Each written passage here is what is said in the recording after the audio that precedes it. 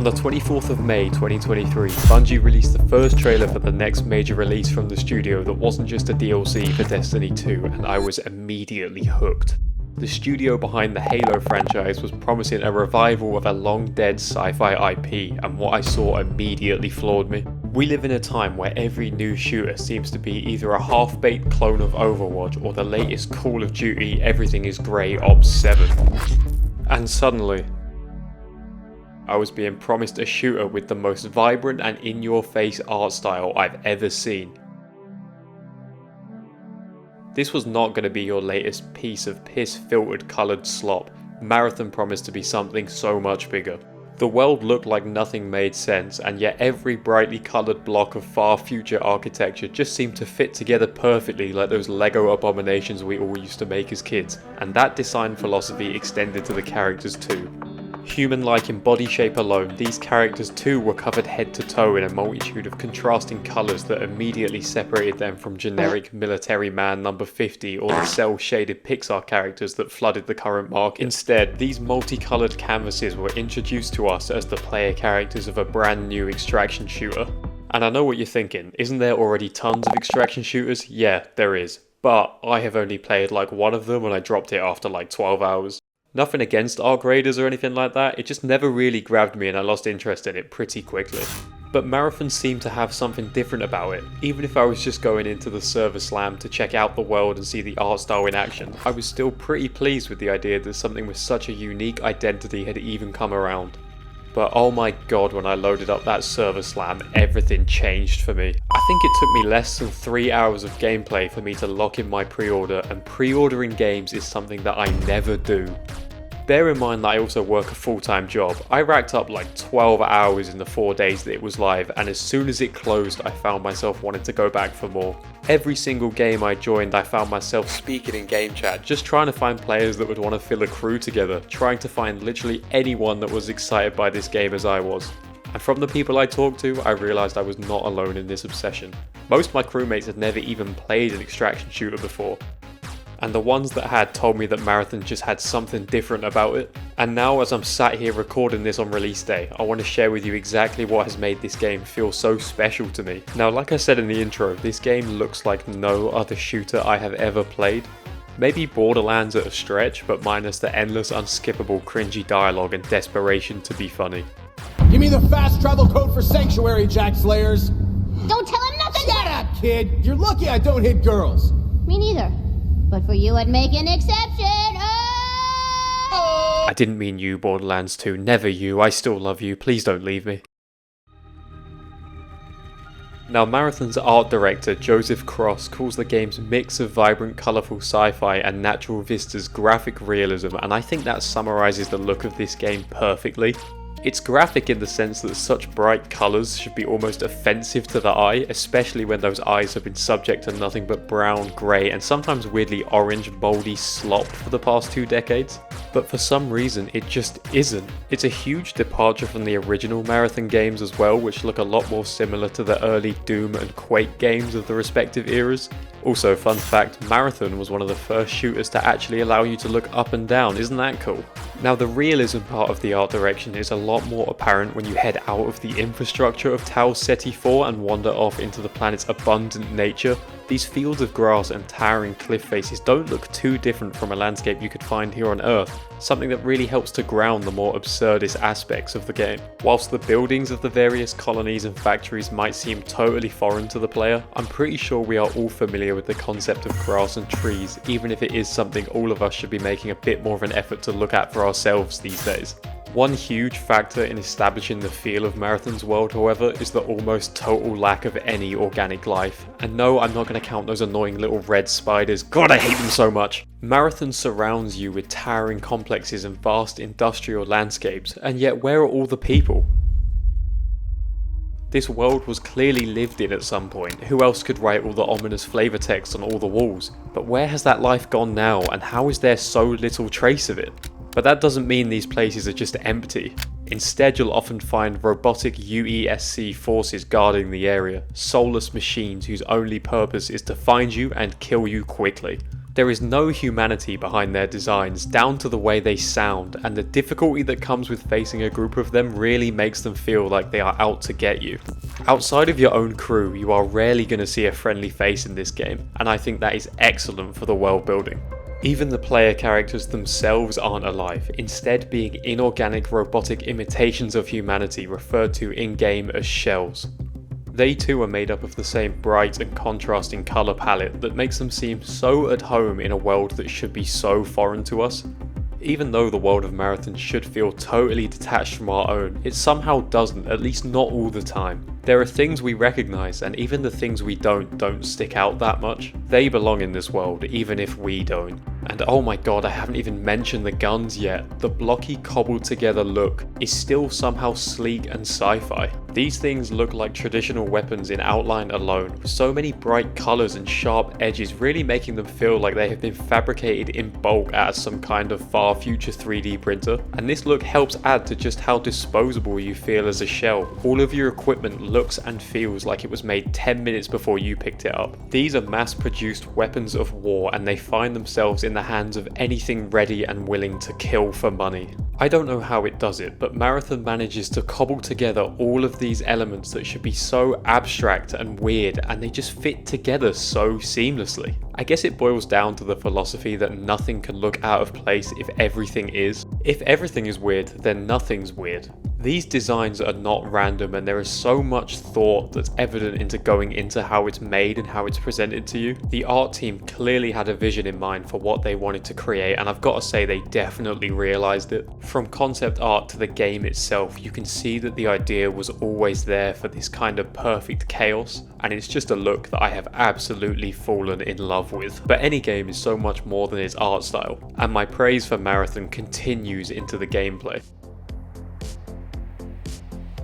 The first thing that I noticed about the gameplay in Marathon was the way faster time to kill than the one in Arc Raiders. You still have two separate health and shield bars, but it feels much easier to break through those and kill your opponent in this. Now this system goes both ways, because while it is easier for your enemies to kill you, it also makes it much easier to deal with groups when playing solo, especially if you make use of the game's movement system. The TTK feels a lot more like what you'd expect from a traditional competitive multiplayer shooter, and it definitely feels as though the odds aren't too much against you when you find yourself up against a group of players. It's a system that favours skill more than it does having higher level gear, and it means you can never get too comfortable when relying on your loadouts. Some of the shells offer traversal abilities, but the game's base movement revolves around walking, sprinting and sliding. Your ability to perform these actions is dictated by a stamina bar that, when managed well, can help you turn around a gunfight quickly, especially against other players. But as well as changes to the movement, many shells combine well together with their abilities to help in combat, encouraging teamwork and communication over just pure firepower. My favourite combo so far has been the Assassin and the Recon, whose smoke and vision pulse abilities can hide your team's location while forcing your enemies to stay on the move. But that is just one of many combinations that can switch up how you approach combat, and I expect a lot of players will find themselves exploring each of the different classes as they play. In fact, if you've also been playing the game, drop me a comment of some of your favourite combos, and maybe then I can steal some of your plays and finally get good at this. Outside of just the player combat, fighting with the UESC enemies can feel a lot harder than I think a lot of players were expecting, especially if they manage to overwhelm you in a large group. Most players probably went into the game under the impression that most of the game's lesser AI enemies would be simple fodder to help you build up your gear, but that's often not the case. And that's without even mentioning the special units, who have abilities such as cloaks or grenades that can easily catch you off guard if you're not prepared, and if you don't take these guys out quickly, they can just as easily call in reinforcements. There really are very few fights in this game that feel overwhelmingly easy, and I've kind of been living off the thrill of actually killing an enemy team for quite a while now. But I can't talk about the combat without mentioning how it feels to die. And I know this isn't an Arc Raiders video, but it's literally my only point of reference for this entire genre, so I'm going to talk about it again, sorry. Dying in Arc Raiders sucked so bad, and I think a lot of that actually stems from how the game presents itself. See, in Arc Raiders, you're playing as scavengers that have essentially survived the end of civilization, and all the loot and gear you bring back home is to help society rebuild. and to help you kill other people too. Duh, this is still a video game at the end of the day. Now, dying in that game made it feel like a monumental waste of time, especially with the game's massive resource economy and survivalist feel. After all, what kind of survivor are you if you're literally dead? But Marathon takes a different approach. You're instead playing as a piece of disposable equipment, a robot with a borrowed consciousness, so when you die you're essentially just going to be reprinted and sent straight back out. This disposable feel to your own character and gear definitely encourages a more aggressive style of play, even if you're still at risk of losing high level gear. You're playing a game that constantly reminds you how replaceable you are, and I think that has a big effect on how people are going to play this game. Plus, doesn't it make more sense contextually for mercenary androids to be actively killing each other for a paycheck instead of the last bastions of humanity killing each other for basically a slightly better gun? Marathon at its core is a game about killing and looting for a paycheck, not for your own desperate survival. You are disposable, and I just try and keep that in mind when I lose my entire loadout and have to start again from scratch. And this brings me on to another aspect of the game that I really enjoy, the sponsored kits you can get from the shop. The corporations and entities you work for will provide you with a free loadout if you so desire, trading backpack space for a starting weapon, ammo and some basic healing supplies, which makes starting over feel a lot less daunting. I don't really care if I die holding onto my Tesla branded AK-47, because I know if I want another one they will more than happily provide. Especially during the server slam, I found myself dying with my pre-packed school lunch bag and I frankly just didn't care. I just grabbed another one and headed straight back in, ready to kill or be killed without worry. But do you know what else is really interesting? How over 90% of the people that watch my videos aren't subscribed. How crazy is that? I'm planning on making some more content about this game later down the line, but I also think a lot of my other stuff is worth checking out. So why don't you hit subscribe and have a look at my channel? Maybe you'll find something you like. Anyway, that's enough self-promo. Why don't we go back to talking about the cool sci-fi shooter game? Now this next part is going to be a super quick and basic lore summary because most of the story is given to you via the quests and I have really not completed that many yet. If you find the lore interesting, I really recommend you check out the game for yourself or look up a full lore breakdown because this is some grade A sci-fi world building in my humble opinion. Now Marathon takes its name from the colony ship that was launched from Earth to Tau Ceti 4 in the year 2773, and by 2778 the planet had been almost fully colonized by humanity. But by the time you arrive in 2893, the colonies are long abandoned, leaving behind only empty buildings and trace reminders of humanity's presence. On the planet's surface, you will undertake missions from 6 different factions, each wanting something different out of the exploration of the planet.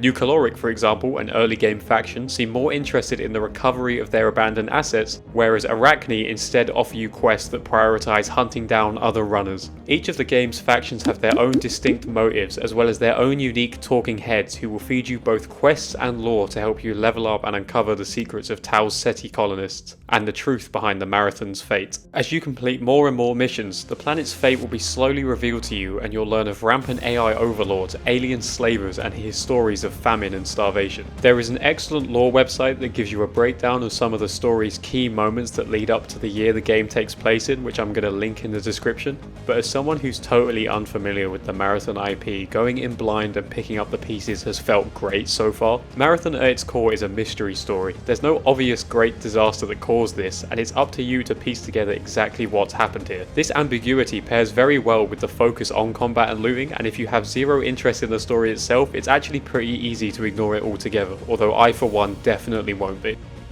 Now Marathon has one more trick up its sleeve, and I think it is really going to appeal to the solo players here. By default, the game is played in crews of 3 runners, except if you choose a specific shell, a shell that is displayed separately from all the others on its own, the Rook. If you choose to pick this shell, you'll find yourself locked out of quests, crew filling, and unable to pick your own loadout. Instead, you'll be given a CE sidearm, a backpack, and a level 1 shield and be thrown into the closing stage of an existing run.